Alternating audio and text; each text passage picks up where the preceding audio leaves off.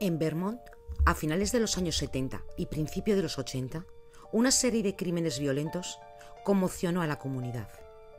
Niñas jóvenes fueron secuestradas, violadas y asesinadas en circunstancias que dejaron un rastro de miedo e incertidumbre. Gary Lee Seifer fue detenido y condenado por uno de estos asesinatos. Sin embargo, su implicación en otros casos similares generó controversia y puso en evidencia las limitaciones del sistema judicial para abordar casos de asesinos en serie. Este podcast relata los hechos, la investigación, el juicio y el contexto social de uno de los crímenes más graves en la historia criminal de Vermont. Aquí comienza la historia de Gary Lee Seifer. Bienvenidos a un nuevo episodio de Dossier Criminal. Aquí cada caso es más que un crimen. Es una historia marcada por el misterio, el silencio y verdades que esperan ser contadas. Si te gusta este contenido, suscríbete y deja tu like. Así me ayudas a seguir dando voz a quienes ya no pueden hablar. Mi nombre es May García y estáis escuchando Dossier Criminal. Gary Lee Seifer nació en 1953 en Vermont, Estados Unidos. No existen registros públicos sobre su infancia o adolescencia que nos indiquen conductas violentas previas a los crímenes por los que fue condenado. Vivió en Springfield, donde llevó una vida común y sin grandes eventos públicos. Trabajó en diferentes oficios y no tenía antecedentes criminales antes de las investigaciones relacionadas con los crímenes de finales de los años 70 y principios de los 80. Entre 1979 y 1983 se produjeron varios ataques contra niñas jóvenes en la zona, hechos que causaron una gran preocupación en la comunidad. El caso más relevante fue el secuestro y asesinato de Katy, una niña de 11 años, por la que Seifer fue condenado. También fue acusado de otros delitos graves relacionados con ataques a menores, aunque en algunos casos la información permanece limitada o protegida por órdenes judiciales.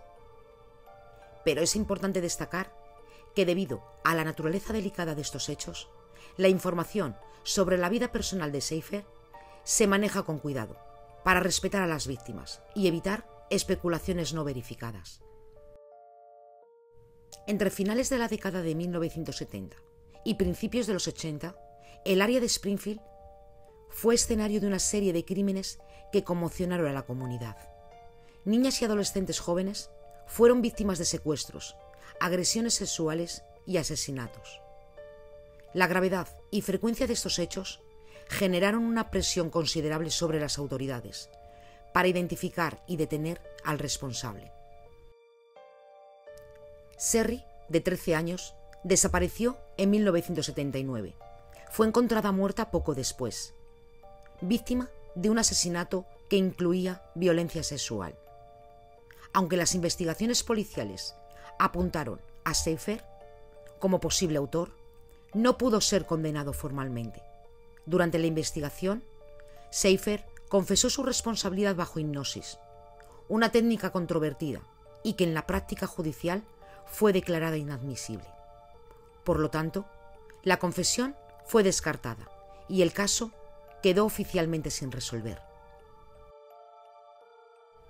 2 años después, en 1981, Teresa, de 12 años, fue asesinada en circunstancias que presentaban similitudes con el caso de Sherry. La policía consideró a Seifer un sospechoso principal, pero nuevamente, debido a la falta de evidencias concluyentes y restricciones legales, no se le pudo acusar formalmente. El caso permanece sin una resolución judicial definitiva. En 1982, Diana Buston, una joven de 17 años, fue víctima de un intento de secuestro y agresión sexual. A diferencia de los casos anteriores, Diana sobrevivió y pudo denunciar al agresor.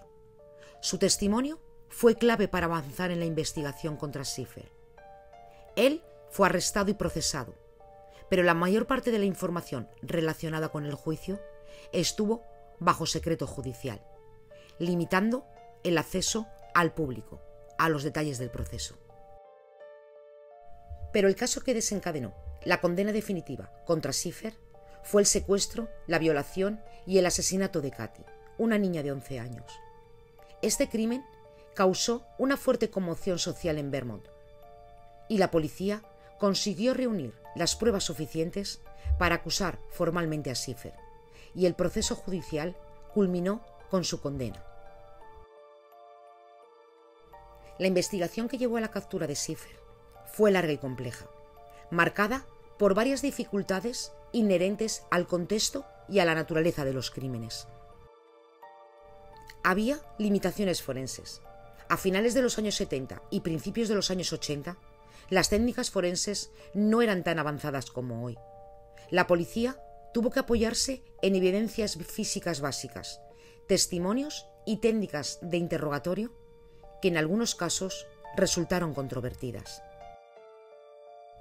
Y en un intento de obtener confesiones se recurría a la hipnosis, que luego fue cuestionada por considerarse una práctica que podía influir en los recuerdos y en los testimonios. Esta situación generó que algunas de las confesiones fueran rechazadas en el juicio. La gravedad de los crímenes motivó la colaboración entre departamentos policiales locales y estatales para compartir información y coordinar esfuerzos. La denuncia y testimonio de Diana fueron fundamentales para avanzar en la detención de Schiffer, aportando una evidencia directa y muy valiosa. Y la detención formal de Schiffer se produjo cuando la acumulación de evidencias fue suficiente. En el juicio, Schiffer se declaró inicialmente inocente, pero luego cambió a una declaración de no contestar, lo que facilitó la condena sin una admisión expresa de culpabilidad. Tras la detención de Schiffer en el año 1983, comenzó un proceso judicial que se enfocó principalmente en los cargos de secuestro, violación y asesinato de Katy, así como en el intento de agresión contra Diana Buston. Schiffer fue formalmente acusado de múltiples delitos graves: secuestro, agresión sexual y homicidio en primer grado. Antes del juicio, tanto la Fiscalía como la defensa llevaron a cabo un proceso extenso de revisión de evidencias, interrogatorios y solicitudes judiciales.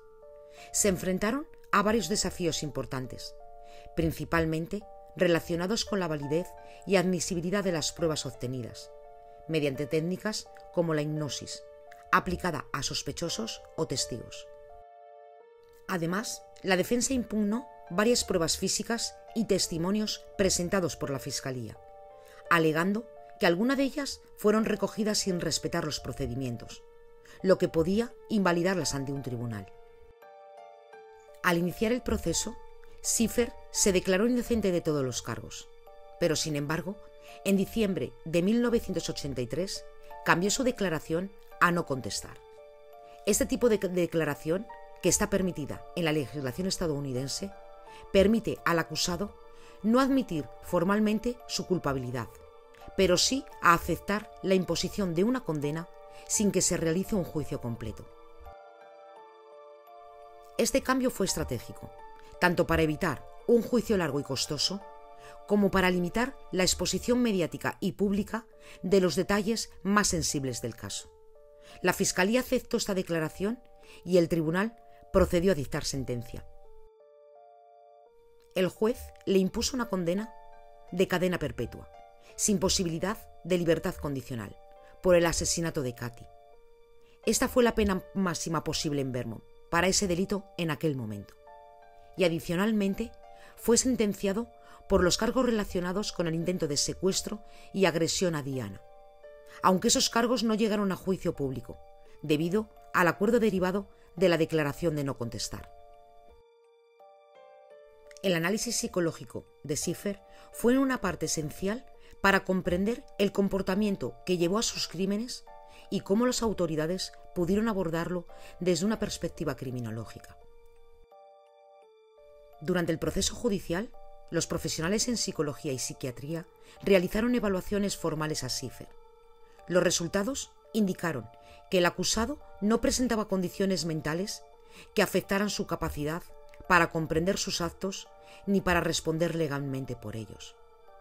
Se identificaron rasgos asociados a trastornos de personalidad que explicaban parte de su conducta antisocial.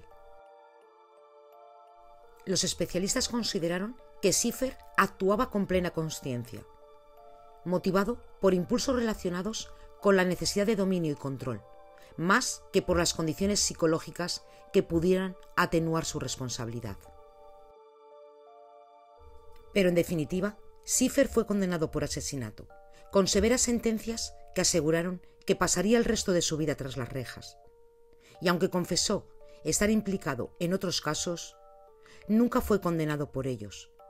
Su muerte en prisión, en el año 2023, cerró para siempre el capítulo judicial, aunque las sospechas sobre otros crímenes permanecerán abiertas.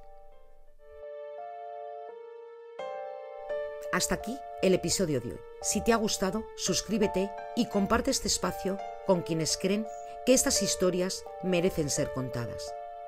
Gracias por acompañarme y nos vemos en el siguiente episodio de Dossier Criminal. Pero recuerda que mientras falte una respuesta, la historia no ha terminado.